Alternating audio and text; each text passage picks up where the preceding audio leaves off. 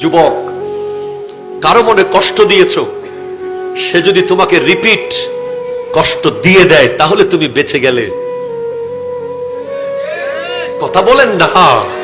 কাউকে জুলুম করেছো, থাপ্পড় মেরেছো অন্যায় ভাবে, সে তোমাকে রিপিট থাপ্পড় দিয়েছে, অনেকটা বেঁচে গেছো তুমি।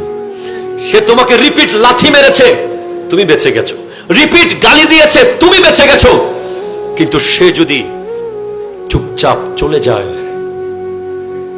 থাপ্পড় খেয়ে যদি চলে যায়, গালি খেয়ে যদি চলে যায়, আপন ভাইকে গলা ধাক্কা দিয়ে বের করে দিয়েছো জাগার জন্য, আপন চাচাকে এলাকা ছাড়া করে দিয়েছো, সে যদি চুপচাপ মসজিদের জায়নামাজে এসে বসে আর যদি বলে আল্লাহ সবাই ছেড়ে দিলে তুমি তো আছো,